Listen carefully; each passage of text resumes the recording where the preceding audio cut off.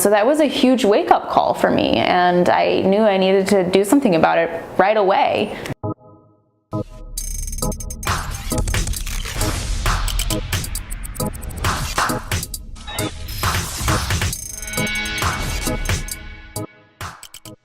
Good morning. I'm Hoala Greavy, founder CEO of Paubox. I am here in sunny and a bit hazy Portland, Oregon in the summer on our Paubox Customer Success Roadshow, and I'm joined this morning with Maegan Megginson, founder of the Center for Couples and Sex Therapy. Maegan, thanks for having us. Yeah, thanks for having me. Can you tell me more about your practice? Absolutely. So I'm the owner of the Center for Couples and Sex Therapy here in Portland. We are a group psychotherapy practice. So we're a group of therapists, and we all specialize in working with couples, relationships, and sexual health concerns. That's great. And how long have you been in business here? Well, I actually personally just moved to Portland about 2.5 years ago, and we launched our group practice actually this month last year. So our group has been in existence for a year. That's exciting. Yeah. And on our research, we found quite a few clips of you on a local news station, KATU. Can you tell me more about that? Yeah, absolutely. So I was lucky enough when I moved here to be contacted by a producer of Afternoon Live, which is an afternoon talk show here in Portland. And they were looking for someone to come on the air to talk about relationships and sex, and they found me. So we have a great relationship. I go on the show about once a month. It's part of my mission in doing this work to spread really good, accurate, helpful information about relationships and sexuality to the masses, not just to the people who are able to afford coming in for one-on-one therapy services. So I really use the show as a platform to share information that I find myself talking about with my clients in the office every day, and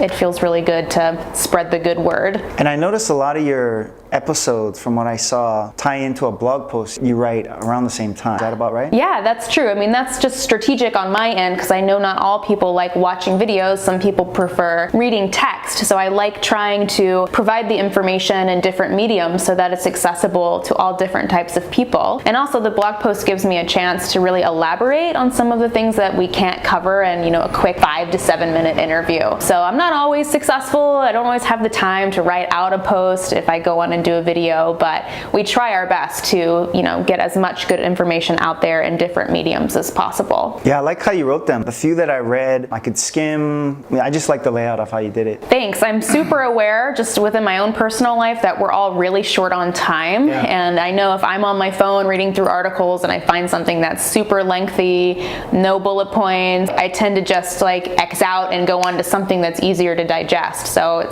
that's a question in this work in this field, is how can we make some really complicated topics and conversations easily digestible so that we can apply good things to our relationships right away. I think you're right on it. Yeah. Especially on those smaller screens. Right. You just got to get right to it. Yes, absolutely. The brain is just gimme. Right. I mean, we live in the age of instant gratification, and as much as I don't like that in some sense, I wish we were moving slower and being more mindful. I also know that this is the age in which we live, and we have to adapt to our time. So that means getting good sound bites out there for people to listen to and absorb quick and easy. So why did you choose a career in relationship counseling? How'd you get into that? Yeah, I was a psychology undergrad at the University of Houston in Texas. And I was working as a research assistant on a project that looked at couple communication, how couples fight, how couples resolve arguments. I mean, I was just like the research assistant in the back of the room doing paperwork, but I was so fascinated by the research they were doing. I was so fascinated watching how complex these relationships are. But what really moved me was how meaningful the repair was when couples were able to come together after an argument. And the science of it just really fascinated me. So I decided to study marriage and family therapy in my graduate field. And as I was kind of getting the lay of the land, what being a therapist is all about, I just was continually drawn towards couples therapy models. So over time, I decided this is where I want to be, this is the work I want to do, and started specializing in couples therapy. That's great. Yeah. Wonderful. So on your website, you mentioned most of your clients try 2 or 3 therapists with no success. Why do you think that is? Well, it's a really great question. Part of what we do here is combine couples therapy and sex therapy. And although it probably probably sounds counterintuitive. Those are actually two completely separate fields of counseling. Most therapists, like a vast majority of therapists, receive little to no training in sexuality, including couples therapists. It's not covered in graduate school. It's hard to find good trainings once you're outside of graduate school. So what happens is you have a lot of couples therapists who are excellent at helping with communication and emotional connection, but really have no tools in their toolbox to discuss things like, how's your sexual relationship, or can I help you through any common sexual problems? So couples and individuals will go to therapists to work on all of their issues, but often find that there are big components of their struggles in regards to sexuality that can't be addressed. So they try 2 or 3 therapists with no success until they land on a therapist who is trained in both working with relationships and sexual health. When they find someone who can do both, that's where the magic really happens for them. But those therapists are few and far between, which is part of why we started this practice. Have you written a book yet, Maegan? Not yet. This sounds like a book. Maybe one day. Maybe one day. The expert knowledge, and you've already got the content machine going. I mean, those feel like chapters in a book. Thank you. I'll take that to heart. Yeah, we'll see what happens. Yeah, that'd be really cool. Thanks. So in your practice, do you folks have to be HIPAA compliant? Absolutely.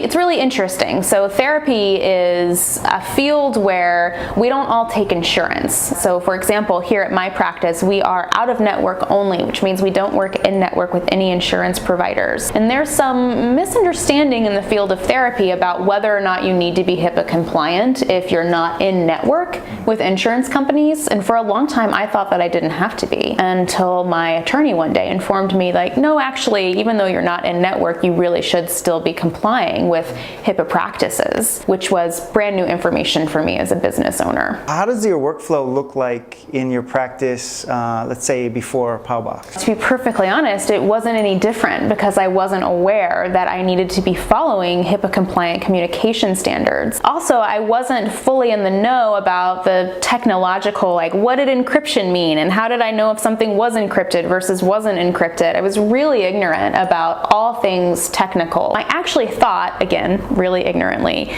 that because I had the paid version of Gmail, the Gmail for Business, that my email was encrypted. I had heard, people were talking about that. I would read online, people would say, oh yeah, you're totally covered if you're using the paid version of Gmail. And over time, I found out that no, that wasn't true. It was true if I was communicating with people within my organization, that was safe and secure, but when I was emailing my clients, it actually wasn't secure. So that was a huge wake-up call for me, and I knew I needed to do something about it right away. Maegan, were there any other solutions you considered in addition to Paubox? Yes, actually, before I knew about Paubox, I had been referred to the company Virtru. I reached out to them, and honestly, I felt really turned away by their support staff. I felt like they weren't helpful in explaining to me how this magical encryption thing actually worked. The sales pitch felt really pushy. It didn't feel like a company that I was really comfortable working with as a small business owner and as someone who really didn't understand how any of this worked. So I had a colleague who said, hey, maybe you could try Paubox, this other company. I spoke with Mitch, and he was so helpful in explaining to me exactly how encryption works, exactly how Paubox is able to keep my information secure without leaving the Gmail interface, and I found that so incredibly helpful. I never felt pushed or pressured into signing a deal. It really just felt like I was working with someone who supported my business rather than someone who just wanted my money, and that really meant a lot to me. Thank you.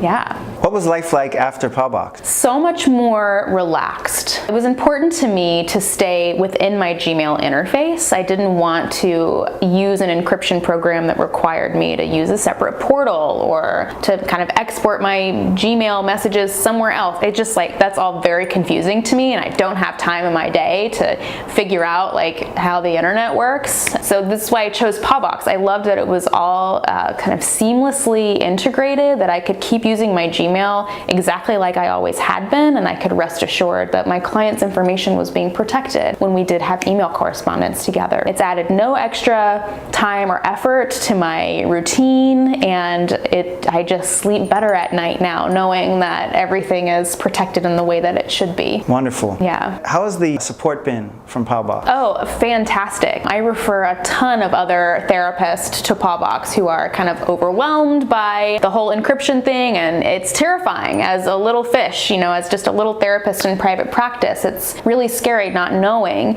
if you're doing things correctly or incorrectly, if your data is safe, if it's not safe, and I found the support team at Paubox to be so patient in explaining things to me, things that I'm sure to them were like ABCs, like super simple, but just really broke it down for me. I never felt like I was being kind of forced into a contract or a commitment that I wasn't comfortable with. I really can't say enough good things about working with the company. Oh, thank you. Yeah. We built an API earlier this year for an EHR like simple practice. We built this service where you can just hook into Paubox to send email. Oh, cool. So it's more programmatically rather than a human on their phone. Yeah. There's all kinds of cool stuff like proof of delivery, medication reminders, billing reminders, because a lot of our customers, the bill has PHI in it. Name, service, Always. whatever, right? They're finding that to get paid, a lot of people won't log in to the portal to get your bill. Yeah. So they hook into our API to deliver the invoice as a PDF right to the inbox, and then they're seeing that. So we're really fired up on the API. They just created a couple months ago, launched a secure messenger, which I don't use because I'm like, this is annoying. Like I have to log in here and message them. I would much rather just do it all through email. That our API could do exactly that. So you get the message to your inbox, you don't have to log into the portal. That's it. And for me, it's more of the inconvenience for the client that the client doesn't want to they get an email that says you have a secure message, log into your portal, and then they have to log into the portal to get the message, and then it's just too many steps. Oh, and then it's the OHSU portal. It's that it's like 20 different freaking portals. It's like who wants? And then on your phone, forget it. Nobody does that. Where do you see the future of your industry going? Oh man, it's such a good question. I mean, I know for sure that our industry as a whole isn't going anywhere because I seriously doubt we're going to stop having relationships and stop having sexual health problems. So I think that we have a lot of job security in this field. But as time goes on, the work that we do is becoming more entrenched with technology. So I do more online therapy now than I ever have before. So working with clients through a HIPAA compliant video conferencing system. Clients expect that you're able to communicate with them via email. We're all so busy, we don't have time to pick up the phone and play phone tag and make a phone call. So I think over time our field will just continue being more entrenched with technology, which makes it even more important to make sure we're doing it in a way that's safe. Maegan, thanks for your time today, and thank you for hosting us at your office. Absolutely. Thank you so much for having me. Wonderful. Thank you.